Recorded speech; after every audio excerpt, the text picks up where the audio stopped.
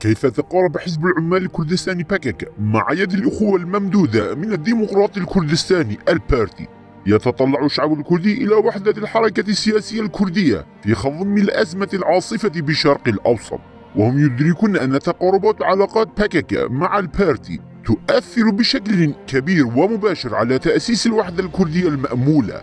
لكن باكك ينتهج سياسة براغماتية ضد البارتي منذ 43 عاما. قدم باكك إلى المنطقة لأول وهلة عام 82 كضيف، ولكن قدم باكك إلى إقليم كردستان وحل ضيفا على البارتي بعد اتفاق من 9 نقاط بين الرئيس بارزاني وزعيم باكك عبد الله أوجلان. استقر في معسكرات البارتي وتعلم منه على حياة الجبال والنضال الثوري البارتيزانية، ولكن بعد التعرف على بعض الأطراف الإقليمية وتوطيد العلاقات معها، بدأ باكك بمحاولات تدمير البارتي والقضاء عليه، وسرعان ما طور هذا العداء في السر.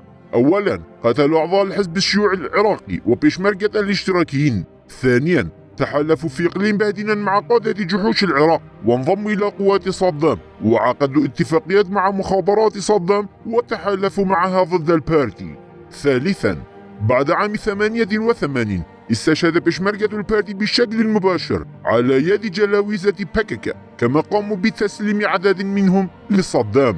منذ ذلك الحين ولغاية اليوم وعلى مدى السنوات 43 الماضية، كلما تدهور باكك أو انهزم أو واجه مأزقا أو مشكلة مستعصية أو كان بحاجة إلى دعم، لجأ إلى البارتي وتقرب منه، لكنه في نفس الوقت يبحث عن بدائل وفق خطط سرية. وعندما تتاح له الفرص يطعن البارتي في ظهره بخنجره المسموم. طوال 43 عاما من العلاقات بين باكك والبارتي، لم يكن البارتي هو المعتدي البادي أبدا، بل في كل مرة كان باكك هو البادي، والبادي أظلم. فباكك كان وراء إفشال عموم هدنات وقف إطلاق النار خلال تسعينيات القرن الماضي، كما أنه كان البادي بالهجوم والعدوان كل مرة. في عام 92 بدأ الهجوم والعدوان من قبل باكك أولا، فباكك وبإغلاقه للحدود تسبب في تجويع الشعب الكردستاني المحاصر ومنع دخول المواد الغذائية والبضائع. وبما أن باكك لم يعترف ببرلمان كردستان فقد شن حربا ضده، لكنه تلقى هزيمة مدوية وفظيعة. على إثرها تم توقيع هدنة وقف إطلاق النار.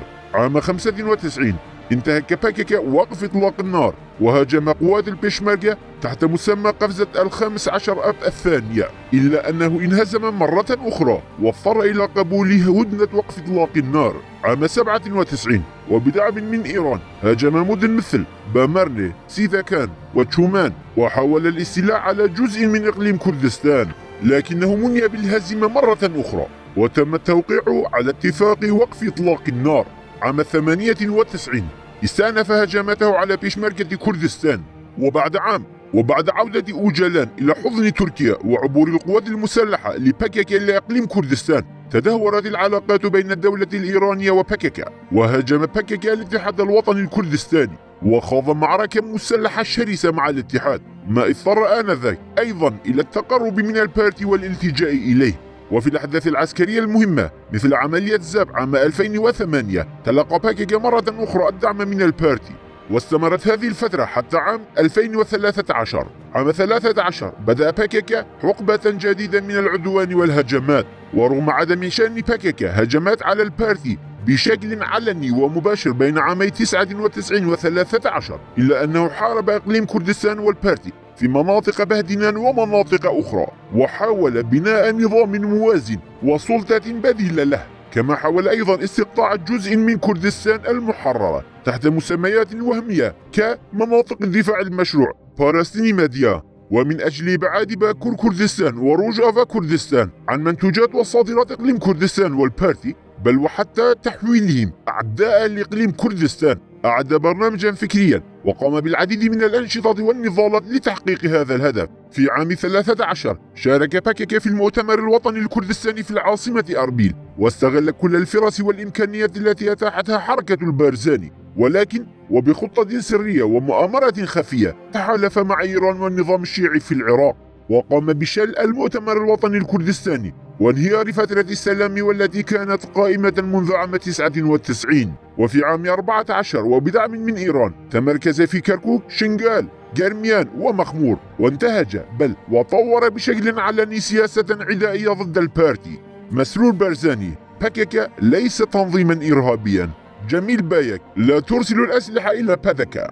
عام 14 وبالتزامن مع العدوان الإرهابي لداعش على كردستان، قال مسرور بارزاني رئيس مجلس أمن إقليم كردستان آنذاك في البرلمان الأوروبي: لم نعتبر يوما باكيكا تنظيما إرهابيا.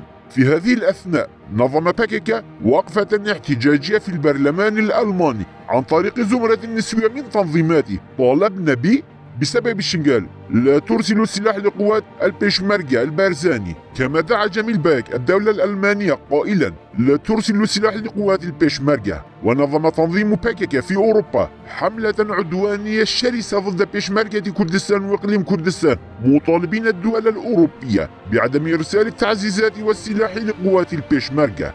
ماذا فعل باكيكا الذي بدأ هجماته منذ عام 13؟ خلال هذه 11 عاما استشهاد أكثر من 15 من بيشمركة كردستان.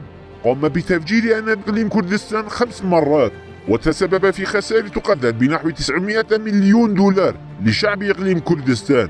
في شنغال تحالف مع ميليشيات الحشد الشعبي لفصل اليزيديين وشنغال عن إقليم كردستان، تعميق هوة الخلافات السياسية بين مكونات كردستان وإثارة الصراعات والنعرات والفتن والاضطرابات.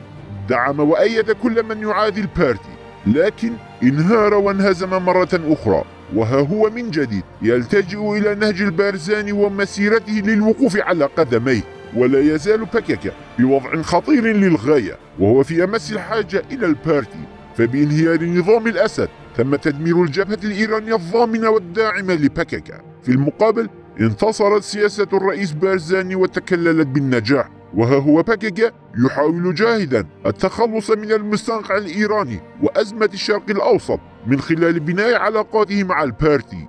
لذلك فهو لا يهاجم بشكل مباشر على وسائل الإعلام كما في السابق، ولكن السؤال الذي يراود أفكارنا هو: هل باكيكا جاد هذه المرة؟ في مناسبات نوروز أظهر باكيكا أنه لا يزال يعمل سرا.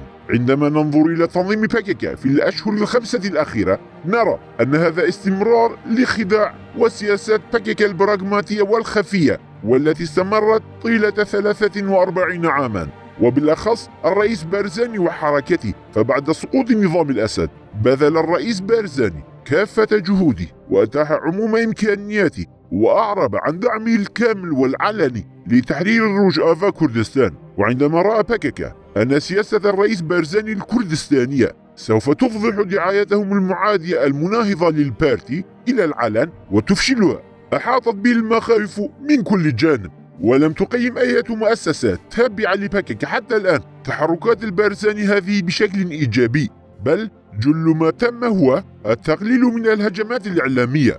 ولكنهم رغم كل ذلك يواصلون هجماتهم واعتداءاتهم من خلال أقلامهم المأجورة على وسائل التواصل الاجتماعي. قال الرئيس بارزاني في رسالة نوروز آمد: نأمل أن يتم إطلاق سراح السيد عبد الله أوجلان قريبا. ولكن ماذا فعل باكيكا في نوروز؟ الاستفزاز والتحريض في فرانكفورت وكولن، ومهاجمة علم كردستان الملون، والإساءة إلى قيم الشعب الكردي وبيشمركة كردستان وحركة البارزاني ونهجه.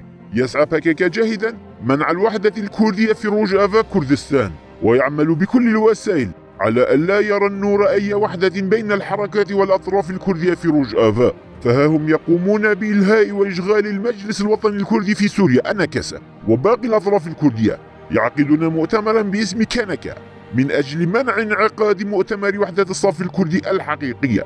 ولا يزال باكيكا يدعم ميليشيات الحشد الشعبي في شنغال، كما لا يزال متواجدا في شنغال ويمنع تنفيذ اتفاقية شنغال. فيبدو أن باكيكا يواصل سياسته البراغماتية والسرية والمظلمة وسياسة الخداع والإلهاء ضد البارتي وجهوده ومساعيه لتوحيد الصف الكردي.